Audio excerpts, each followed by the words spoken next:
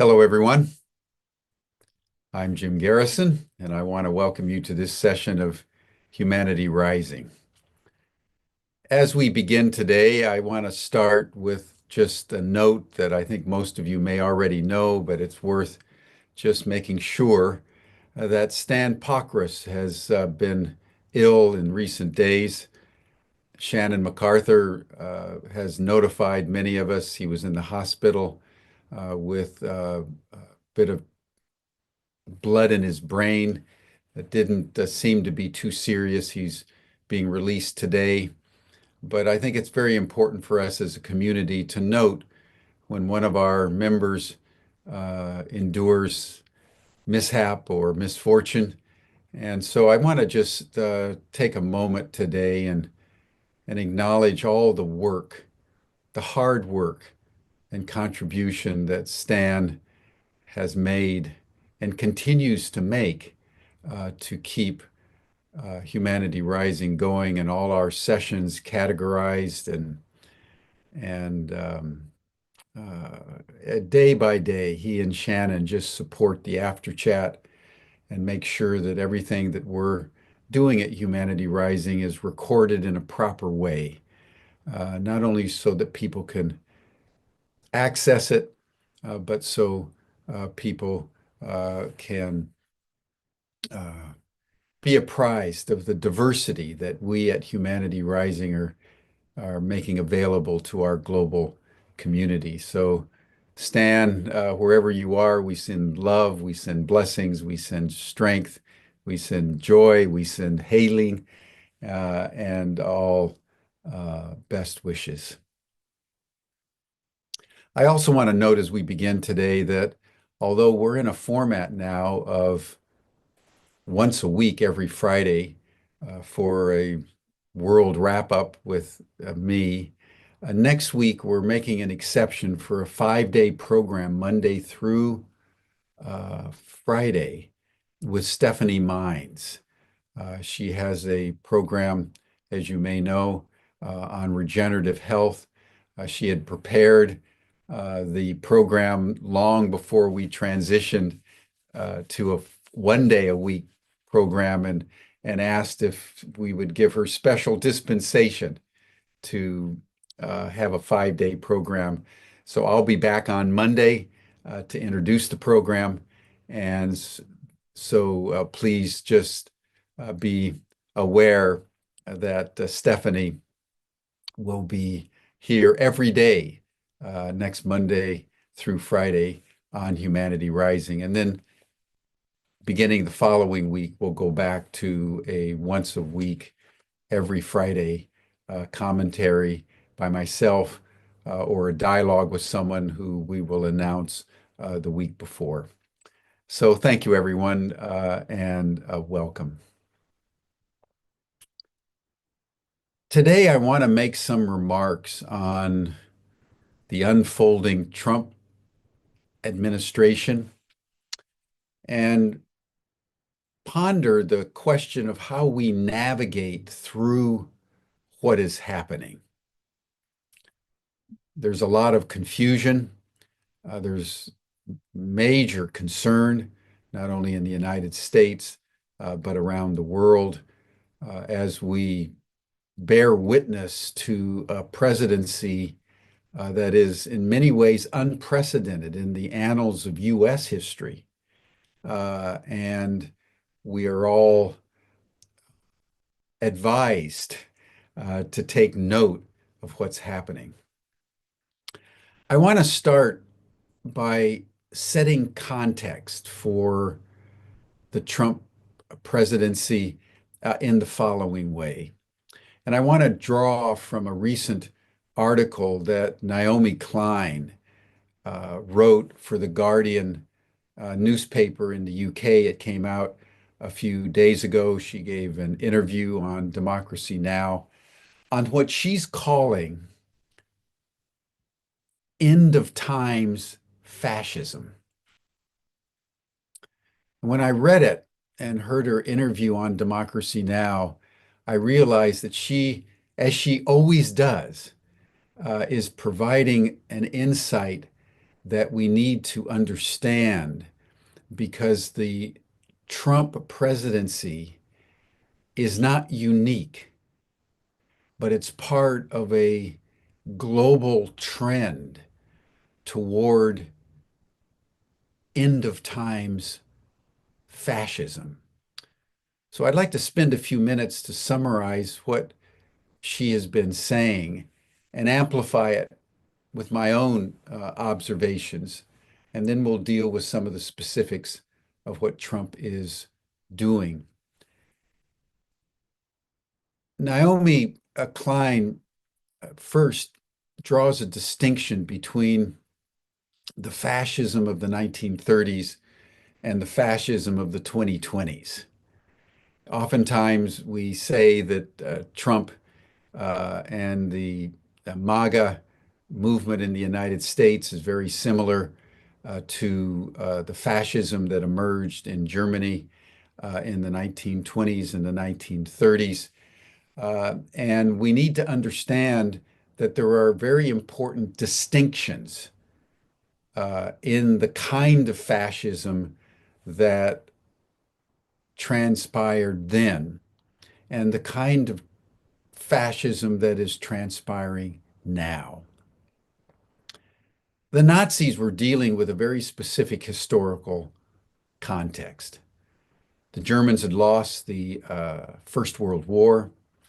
The reparations at the Treaty of Versailles in 1918, 1919 were draconian and put the German people under a reparations agreement that sapped their economy and their treasury and created massive discontent.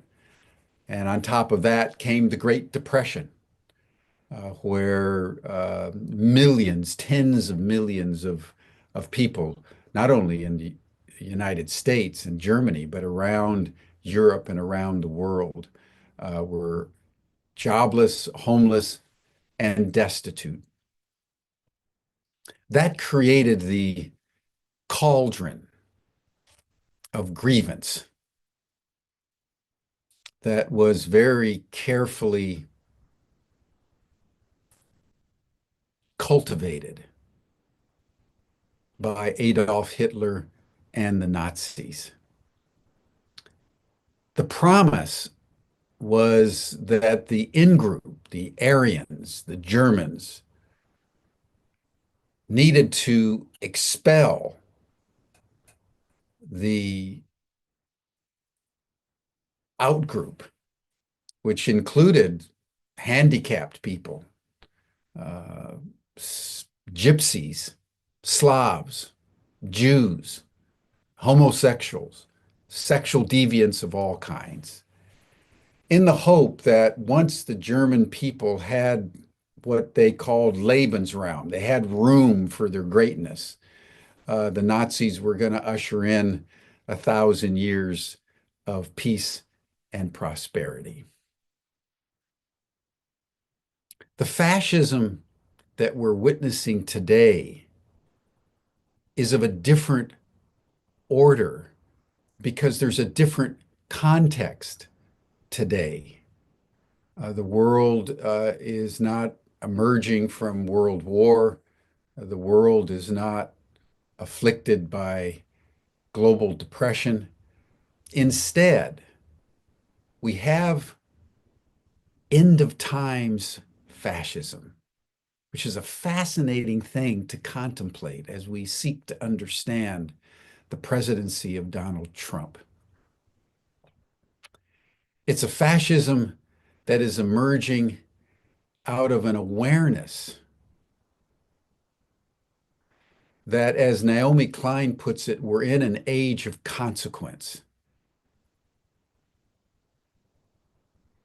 We're in an age in which the world as we know it, the ecology as we know it, is collapsing all around us.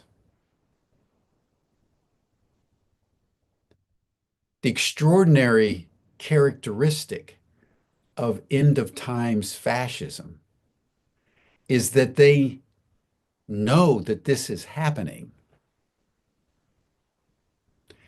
And they are both accelerating the destruction and thinking that they can build an ark at the same time. I want to underscore this mentality because this is fundamental to understanding what's occurring in the Trump administration with people like Elon Musk and Mark Zuckerberg and Israel and the other countries where fascism is so dynamic and flourishing. They understand that collapse is inevitable. But rather than doing anything to prevent it, they are celebrating it, believing that they can build a bunker in the midst of this collapse for the in group while they expel the out group. It's an extraordinary mentality. And if one listens to Steve Bannon, for example, Steve Bannon is arguably the public intellectual of the alt-right, an individual who has his training in Goldman Sachs and economics and finance, and has been the master strategist of the Trump uh, presidency from before Trump became president. He's a master strategist of the MAGA movement. And if you look at his podcast, listen to his podcast, it's all about collapse. It's all about the fact that we're in a period where there's nothing that we can do to avoid collapse. So we have to hunker down. We have to ensure that, in Steve Bannon's case, the white people, the conservatives, are protected against the colored people, against the immigrants. So, in that complex of inviting destruction, so that you can ensure the supremacy of your group, the in group, democracy becomes expendable. The notion that we're living together in a shared world becomes anathema.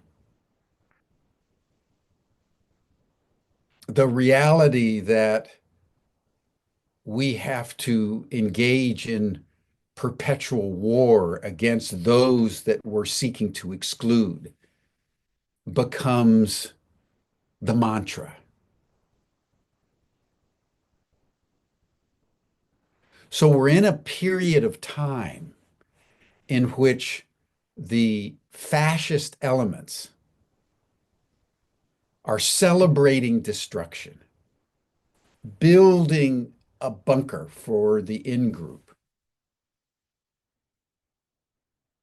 negating the structures of democracy which are predicated on everyone having a vote, everyone sharing in the polity, everyone participating in some way in the civil discourse that builds the nation to take care of all the people.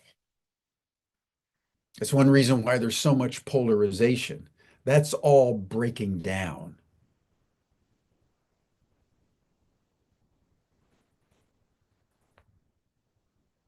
In its place is a vision of war to exclude to the last person those that they seek to expel. Naomi Klein further points out that there's not a unified, monolithic coalition, but rather a confluence of ideologies that are roughly similar and reinforce each other for different reasons. As an example, the dominant group in the United States that embraces this mentality are the Christian fundamentalists, the evangelicals. They believe that we are in the end of time, that Jesus is going to break through the clouds at any moment, and that the tribulations prophesied in the book of Revelation, and the book of Ezekiel, and the book of Daniel are in the process of being fulfilled. What that means is that the worse the situation gets, the more expectant they are for the great rapture, for Jesus to break through the clouds and to defeat the great hordes of the unbelievers and usher in the millennium of 1,000 years of peace. They're not motivated to do anything about the crises because for them, the crises are a sign of the times. My whole family is evangelical Christian. So I know firsthand this mentality.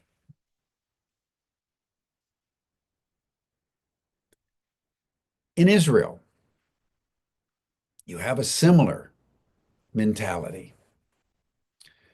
The Zionists.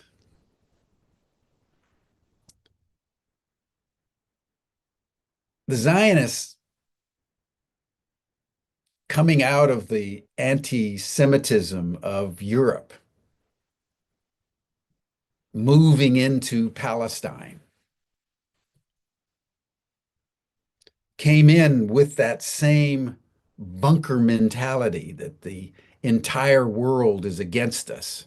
So what we have to do is build a state of Israel and get rid of all those other people that aren't Jews. And so for the last 100 years, we've been watching genocide in slow motion as the Zionists inexorably subordinate, persecute, exclude the Palestinians that were there before they even showed up. The confluence between the evangelical Christians and the Zionists in Israel is that the evangelical Christians believe that there's a prophecy in the Bible that when the Jews returned to Palestine and set up the state of Israel, that was the beginning of the end of times. And they have this belief, as do the extremist Jews in the Netanyahu government, that the fulfillment which will trigger the rapture is when Israel expands itself to greater Israel, Eretz Israel, tears down the Al-Aqsa Mosque on the Temple Mount, and rebuilds the temple, the Jewish temple, which will be the third temple. And at that moment, Jesus will come and enter into the beautiful gate in Jerusalem and usher in the millennium. And that's why the evangelical Christians in the United States, historically anti-Semitic, are so ardent in their support of the Zionists in Israel because they're believing that this is the end of time. So the more carnage that one sees against the Palestinians, the more they rejoice because the closer the rapture becomes. It's an extraordinary mentality.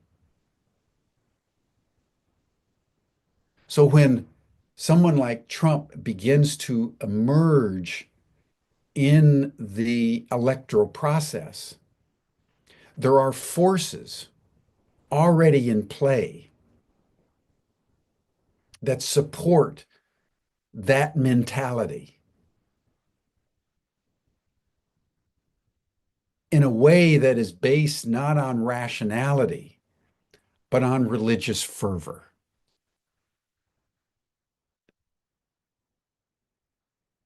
In Palestine right now, they've been without any external food, water, or humanitarian assistance since March 2nd, over 3 months. People are starving to death.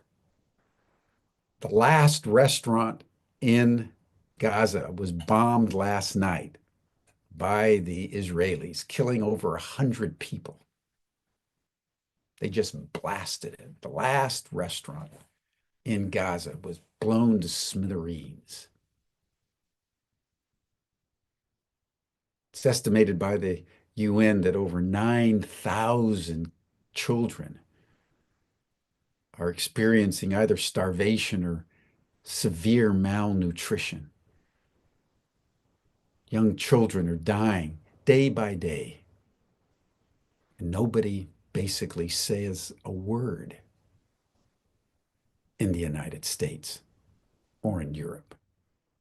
And in fact, most people don't even know it's happening. It doesn't even make the news. This mentality that the world is ending. We're in an apocalypse. We have to protect our group against the other group. So there's a celebration of destruction in the name of supremacy. The land is ours, not theirs. And in fact, as we saw from the Nazis, they were willing to go into self-destruction before they gave up their notion of supremacy. And that's a fundamental point that Naomi Klein makes about the contemporary fascism in our world, is that these people prefer the whole thing to be destroyed rather than to give up their sense of supremacy. So you have emerging in Silicon Valley, for example, what they call high-tech Zionism. We just saw it last week in Texas, where the location around the SpaceX launching site voted itself to be its own independent city. Peter Thiel, Elon Musk, other billionaires are talking about what they call freedom zones, where they will establish entities, survivalist, supremacist entities that exist outside of government, where they don't have to have any regulations. They can expel anybody that they want, and they can basically create a bunker to protect themselves as the rest of the world collapses. It's called Starbase in Texas. And there are plans to create more. And in fact, if you remember some of the speeches that Trump made during the recent election, he said that if he became president, he wanted to set up at least 10 freedom zones to enable this mentality to actually create its own governance, independent of the external world. It's an amazing, amazing thing that's taking place. What I would note about this is comments that Elon Musk and Mark Zuckerberg have recently made. In his recent interview on Joe Rogan's show, Elon Musk said that empathy is the greatest weakness of Western civilization. Mark Zuckerberg said that he was interested in cultivating a culture of aggression. I'd like us to think about that for a moment. The very basis of the golden rule, to do unto others as you would have them do unto you, is motivated by empathy. This capacity that we all have to simply empathize, to identify with the other, particularly in a time in which they suffer. So empathy is integral to compassion. Empathy is integral to love. Empathy is integral to forgiveness. Empathy is integral to community. So if you take out empathy and you begin to cultivate, as Facebook is, a culture of aggression, you get some measure of the mentality that is being fostered through social media in our world right now.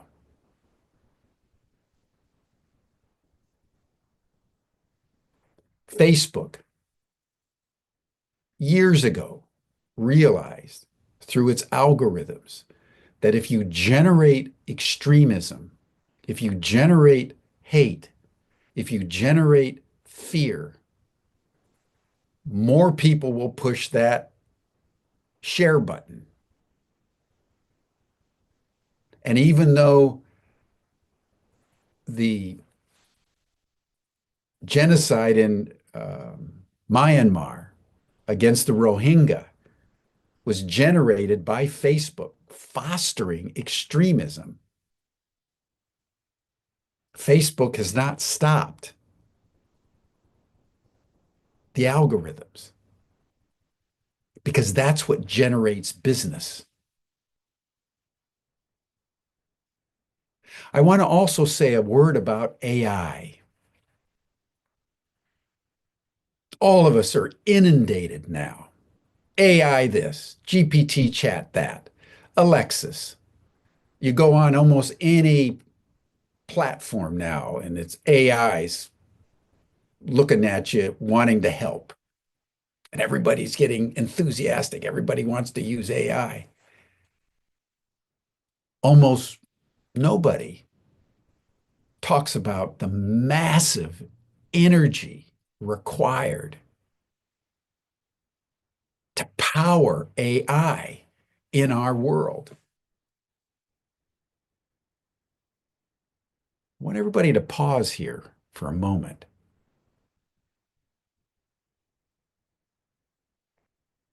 Climate change is spinning out of control. Every single tipping point in our planetary ecology has been transgressed. We're now consistently above 1.5 degrees centigrade, above pre-industrial levels, which is the point at which climate scientists tell us that climate change, it becomes irreversible. And what are we doing? We're bringing AI online, which according to some estimates is going to increase our energy consumption by 2 or 3 fold as AI begins to take hold in our economies.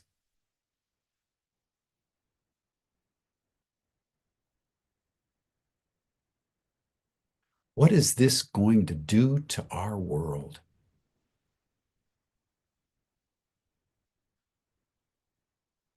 It's not even mentioned, except on the margins.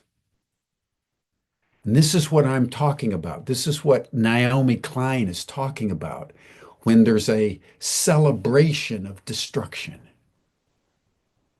a blithe, unconscious sleepwalking into the next commercial product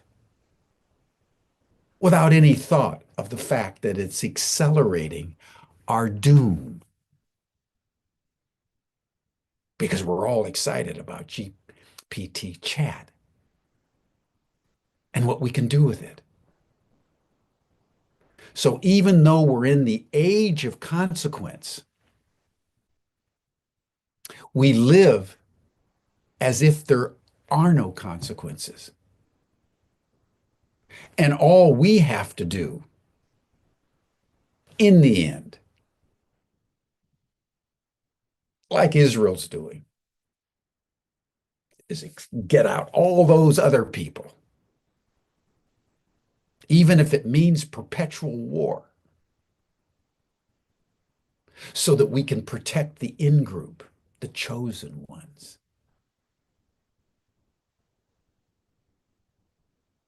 In a world in which there's no more sense of a shared livability or a mutual tolerance or an empathy or compassion or love. And this brings us to Donald Trump. The context of Trump is end of times fascism. And once one kind of gets that, virtually everything that he's doing becomes explainable, understandable, because that's the motivation of his administration. Many, if not most of whom are evangelical Christians, Christian nationalists, ardent supporters of the genocide in Israel. The ambassador of the United States to Israel, Huckabee, is an ardent Christian nationalist and Zionist. The Secretary of Defense, Hegseth, is an ardent evangelical Christian nationalist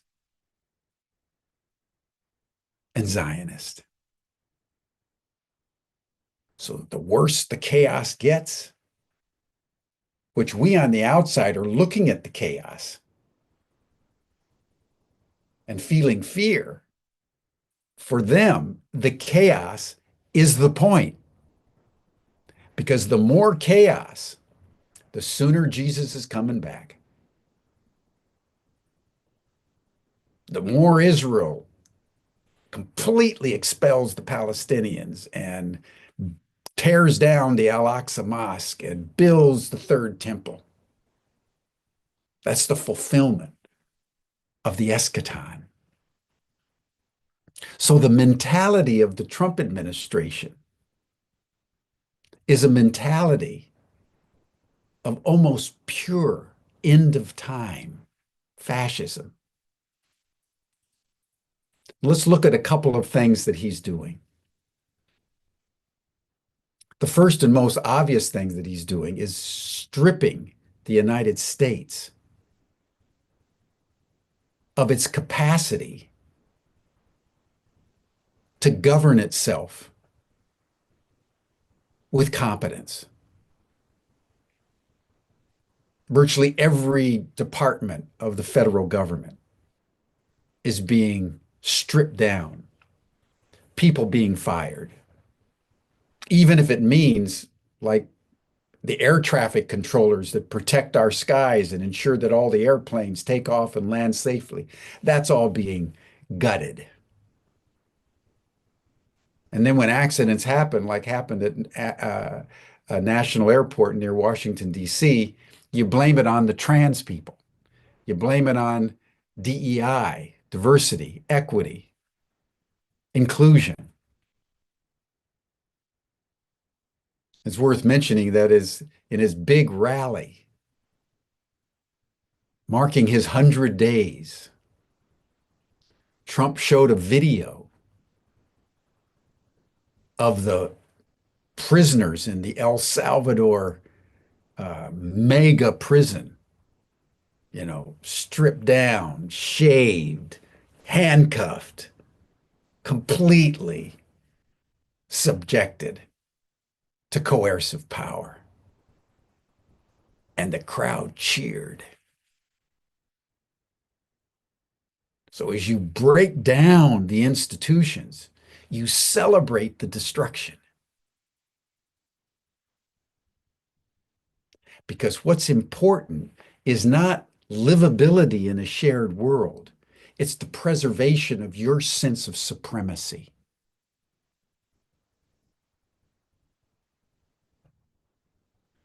And that's why when Trump looks around the world and he understands that it's coming down, he thinks, I'm going to make sure we got Panama and the Panama Canal. I'm going to make sure that we've got Greenland. I'm going to make sure that we get Canada because we're going to hunker down. And the rest of the world can do whatever it wants to do, but we are going to hunker down in Fortress America. So we're building the tariffs.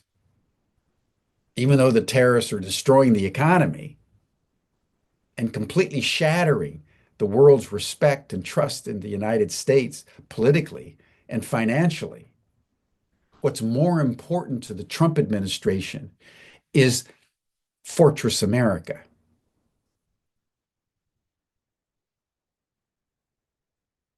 And then while you're stripping down the government, he's also stripping down the welfare state. Any mechanisms that protect poor people, the vulnerable people, the elderly. So Medicare, Medicaid is being stripped down. Social Security is under threat and is being eviscerated.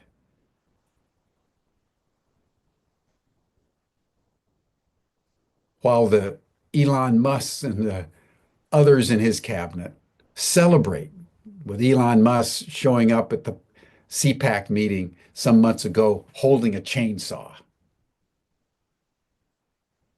Empathy is dead in the mind of Elon Musk and Donald Trump. What counts is power. It's not about truth or falsehood. It's all about power, protecting the in-group against the outsiders. It's an extraordinary, extraordinary reality in which we find ourselves.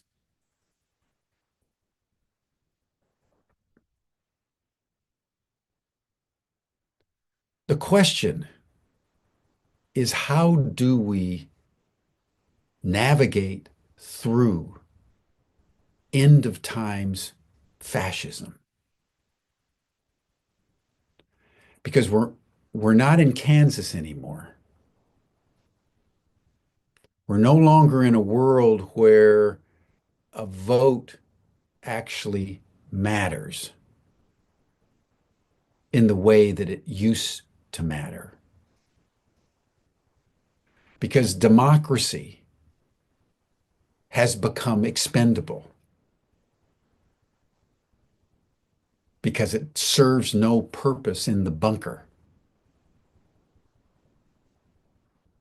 There's increasing evidence that the Trump campaign, specifically Elon Musk, manipulated the vote in multiple states to ensure the election of Donald Trump.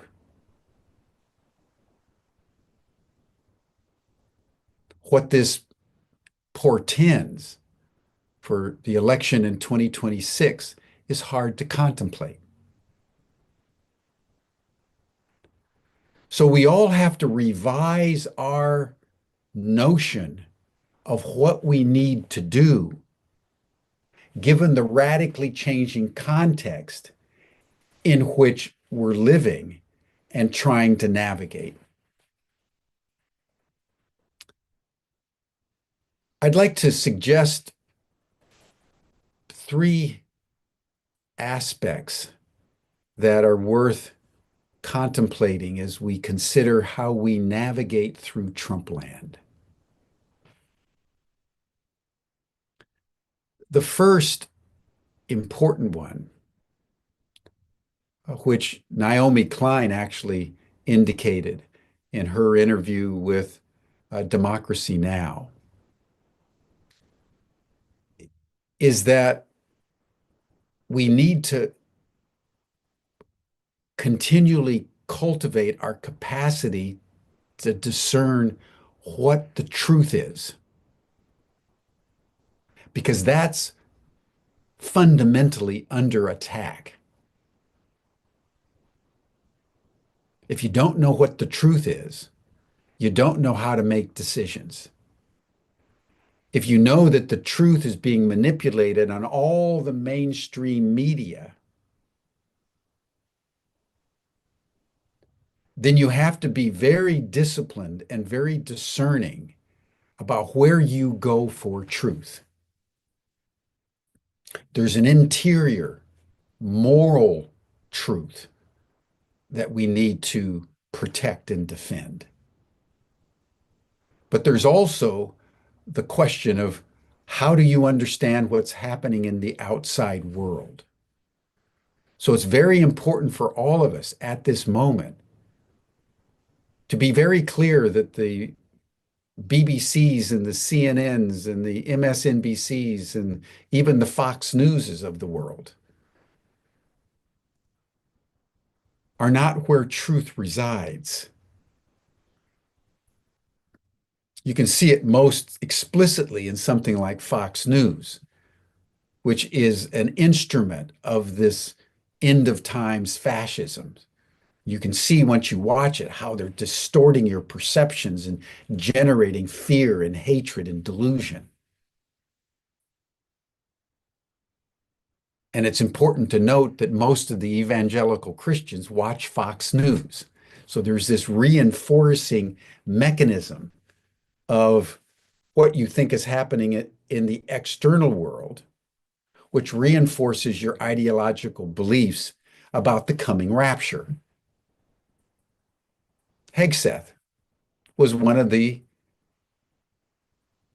broadcasters on Fox News, right? Now he's Secretary of Defense of the United States of America. It's a reinforcing loop, and our task is to get out of it and somehow fathom what's real.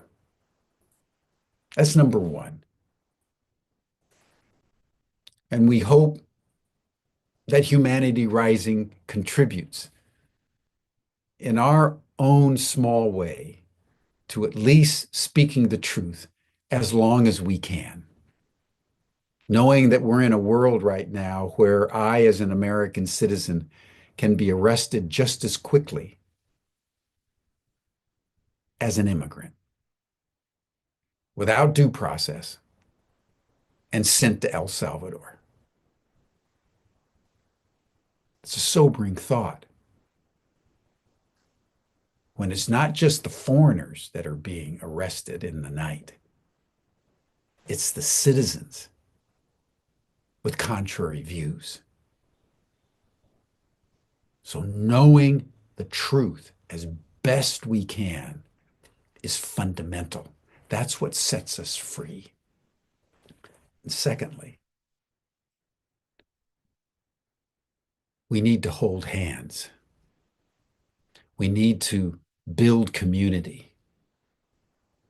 We need to share community because it's only in community that we will be able to navigate through the thicket. So wherever you find community, in your families, in your local area, the community that we're building at Humanity Rising, the community that honors standpokers, as we did today, is fundamentally important. Don't let the forces of chaos, which seek intentionally to atomize us and isolate us, win the day.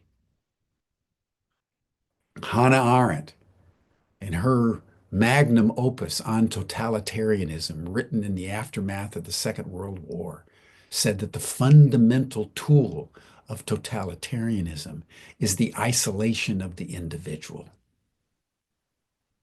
So whatever you have to do to build community, to feel supported, along with the discerning of truth, is an imperative. And that leads to number 3.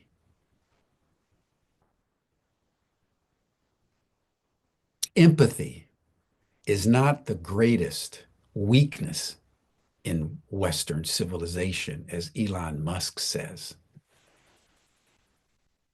Empathy is the foundation of our humanity and needs to be cultivated in a conscious way. And that's not so easy these days, because with all the chaos, all the centrifugal force that's splitting us asunder, we're all stressed. And when you're stressed, you become reactive. Just think of the road rage that we experience. When someone does something small, we react with this rage inside of us. That's by design, so that we have to become more and more conscious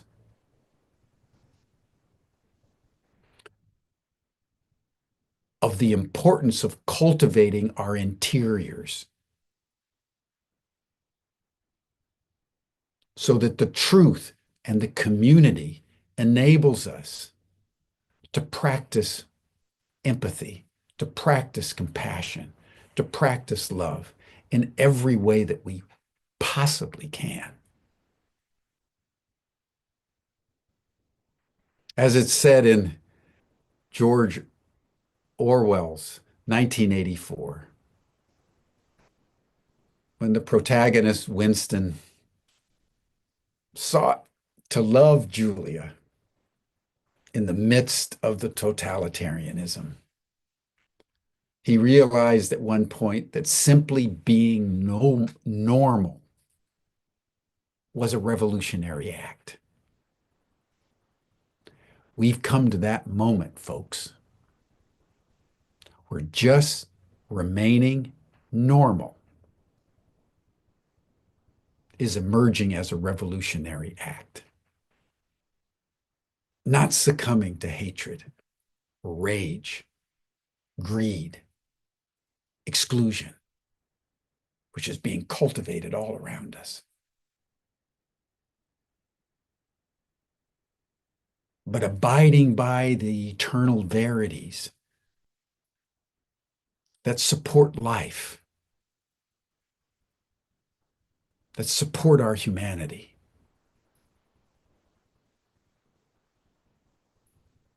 that support who we really want to be in the world. That's going to take increasing amounts of courage to just be normal, to maintain our empathy in our everyday life. And it may mean giving some money to homeless people.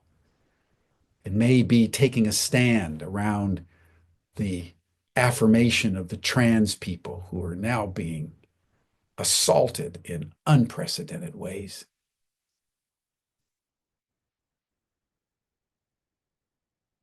It may be speaking truth to power in your local area. But it's time now to realize that each one of us who identify with the light need to make sure that our lights are not dimmed and are not blown out. And we can ensure that by always discerning the deeper truth about what's happening, holding hands with people of similar fortitude and commitment, and day by day, honoring the virtues, the most fundamental one of which is empathy, sympathy with the vulnerable and with the suffering of others. We may not win the day, but we may, because deeper than end of times fascism, deeper than Zionism, deeper than Christian nationalism, deeper than the evisceration of the civil institutions that undergird democracy. There is a spirit that guides the affairs of humankind, that directs the evolution of life, that is also bringing us face to face with other intelligences, not our own, which, if we embrace, will catalyze within us the strength that we need, because our vision will remain clear and the ability to maintain meaning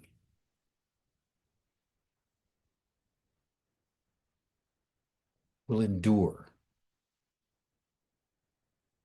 through the darkness that is emanating at this moment from the Oval Office of the White House of the United States, reinforced by other similarly dark forces in Jerusalem and in other places around our world. It's a sobering moment. Naomi Klein almost apologized for being stark, but I was so struck by her courage to speak the truth in an unvarnished way that it gave me courage today as we're moving beyond the first 100 days and are looking at 3 more years of this, to realize that sometimes it's the starkness of truth that empowers us to be as kind and loving as we need to be to preserve the truth in community. So thank you everyone for joining us here today on Humanity Rising. These are serious times, and this community is so important for us to honor. This is the kind of community that will see us through. And I want to just close by thanking all of you, remembering once again Stan, thanking Shannon, and we have a new individual, Kyle, who has stepped in and says he's going to help Stan. And so, Stan, if you're listening, we love you. Kyle, thank you for stepping in for Stan. We'll be back next week, and Stephanie will be with us for a 5-day program starting this next Monday. I hope you will all attend to contemplate how we regenerate our health in these times. So thank you, everyone. That'll do it for us for today. I'll join the after chat for a little bit. If you want to join, you'll see the Zoom the link in the after chat. You receive the Zoom reminder in the link in the Zoom reminder that you got an hour before this program. We'll see you all again on Monday. Thank you, everyone. Bye for now.